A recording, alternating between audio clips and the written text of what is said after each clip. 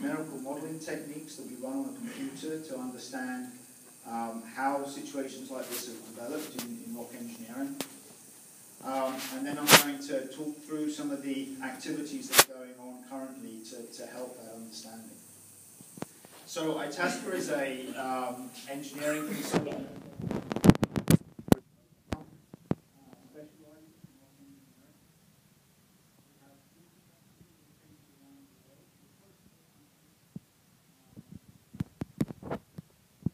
About 150 staff in total, just over. 110 of those are professionals in rock engineering, including mining engineers, civil engineers, petroleum engineers, geophysicists, hydrogeologists, hydrochemists, and so forth. Of those 150 people, we have over 50 PhDs amongst us. So we're a highly technical staff. We offer consulting services around the world from all our offices, including involved in mining, civil, oil and gas, power and manufacturing industries. We develop and support the world's most widely used set of commercial modeling software. This modeling is done on a computer, as I say, for advanced geotechnical analysis, and I'll show you a few examples of that. This is really just to give you a feel of our global presence. We have 3 offices in the US, and as you can tell, I'm not from the US. I actually came from the UK office and was hired over to Minneapolis to run the office there. In Minneapolis we have 50 staff, a team of 50 staff, and believe me, myself and my colleagues will be working diligently to understand everything that's going on here. So what I want to start off with, this is a very visual example of what we do. This is a large open pit, and these pits are prone to slope stability problems. So what we can do is we can run very sophisticated computer models to understand how this rock behaves. In this case, this computer model is showing this rock tumbling down this slope due to a slope failure on this area. These are just some other examples of rock engineering that we can do. We are involved in tunnels for subways and train systems. This is Abraham Lincoln's face at Mount Rushmore. This is a large cavern for hydroelectric dams. We're involved in the largest cavern in the world in China right now. This is one of these large open pits, and the size of these models and the sophistication of these models can be very, very large, so we can involve some very large details. And this is a large open pit, and how a mine underneath it actually interacts with that large open pit. Now I've included this is a published example of a very similar situation to what's been going on here. This is a Pennsylvania mine that got shut down in the late 70s. Progressing over many years, the mine was extracting ore at about 2,200 foot depth. And during that period, the rock was literally fractured, breaking up all the way up to the surface. As it reached the surface, it developed these sinkholes. And as you can see, this occurred over many, many years, and until the whole mine was really covered in this fractured material. This was actually, sorry Gary, this was actually meant to happen in this case. This was always going to happen. The mine knew it was going to happen. They put their equipment and buildings away from this area, and now the mine is abandoned, and this is a lake above the mine. This is something else we specialize in. You've met it many times, microseismology and micro-earthquakes. And I've put this visual up because this shows microseismicity in many different scales. This is, I'm sure you've all heard of hydraulic fracturing, what they do in the petroleum industry. This is an example of microseismic monitoring in a hydraulic fracturing project. So this is 300 meters in dimension. We can actually install a geophone string down a deep well here. This is like 13,000 feet down, a geophone string in a single well, and we can monitor this microseismicity. You have to remember that this is solid rock. We're looking at those microseismic events occurring as the rock moves around this site. This is a network of tunnels in a mine. Again, we can monitor the microseismics. This is a large borehole from a tunnel, and we can look at the microseismics around it. And this is a small rock sample, about this big, in the laboratory. And we can, with high resolution, locate where that activity is. So, what I want to do is just introduce our role with SHORE and LDNR. We're providing review and advice on rock mechanics, geomechanics, seismic monitoring, and geophysics.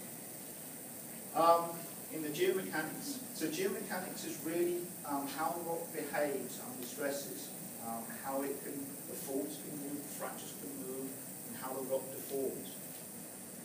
And what we're really involved in is using these sophisticated computer models, geomechanical modeling, to answer these 4 questions right now. First one is really looking at the large volumes of gas that are being emitted through the sinkhole, which we believe are associated with large voids underground. To answer the maximum dimension of the collapse zone, the sinkhole, and the subsidence, what are the physical processes and chain of events that explains the behaviour of this cavern during the collapse, and what is the interaction between all 4 caverns on the TPC property. And then also we'll be looking at this micro-earthquake data set that you know has been recorded at this site. We'll be processing that and using the data from that to really validate what these models are showing us. So this is really a summary of what we believe happened during this case. This is just a kind of a picture put up here. This isn't any kind of sophisticated modelling done behind this. We're doing that right now. So what we think has happened is that the cavern underground, the side wall burst inwards, and this cavern slowly filled with rubble and debris from outside of the salt dome. And as this occurred, this plume of fracturing went up through the rock mass, as I was showing you from that mine in Pennsylvania. And as that plume went up, it went up to the surface and created the sinkhole. As I say, there's a lot of sophisticated computer modelling going on right now to really try and understand all of the processes that occurred in this chain of events. So what do we know from observations from the field? Well, we know the sinkhole size and shape. We can go out and measure that. We know the amount of debris that's filling the cavern. We know the size and the shape of the cavern because there was sonar done in the cavern. We know the gas behaviour near the surface. We know that there's these large gas outbursts or burps up through the sinkhole, and we can monitor that seismically as well. And we also have some information on the site geometry and rock properties, but not very much. So what do we not know? Right now we don't know the size and the shape of this collapsed column that goes down to this cavern. This is the column here leading up to the sinkhole. We don't know the behaviour of that collapsed column at depth, right down here at the cavern. We don't know a good geometry of the salt dome wall or its current condition. We don't know what effect this collapse has had on the caverns close to it. And we don't know much about the rock properties through this sedimentary layer, including the petrophysical properties. That's like where the gas and the oil is coming from that we're observing. And that's really something that we really need to understand. So what can we do to help? Well, right now, there's 2 things we can do to help. First of all, we can use our best estimates. As rock engineers, as mining engineers, we can come up with our best estimates of ranges of parameters that should be occurring or should be creating the behaviour that we're observing in the field to create the sinkhole. I'm not going to go through these parameters, but we can use our best guesses. And using those best guesses, we can then come up with a statistical analysis that tells us what we think is going to happen to the sinkhole. What is its maximum size and what is its maximum depth? So this statistical analysis, we come up with this probability distribution, in this case the sinkhole diameter, We can say that the most likely diameter that we're going to see is 734 foot. Right now, the sinkhole is at around about 680 foot. The worst case scenario is around 1,400 foot. So in this case, there's very small probability of this happening. Now we can also say that at 1,000 foot is very unlikely. So if it got to this size, then something's going on that we don't really understand in this particular situation. But as I say, the most likely case is 734 foot. The most likely sinkhole depth, so this is the probability distribution for the sinkhole depth, is 144 foot. And the worst case is 346. And right now the sinkhole depth is kind of changing almost weekly as material gets slumped into it from around the edges. As I say, we're continuing to do much more sophisticated modelling to really examine everything in detail. So the other thing we can do is we can go out and make field measurements. And these are some of the field measurements that we're doing.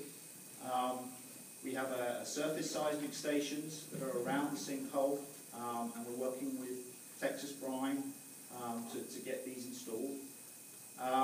We're also working with Texas Brine on getting a shallow geophone string installed in this well here. This is the sinkhole. And we're also planning on putting in two very deep geophone wells. These wells will be used for both seismic measurements and to look at the rock properties.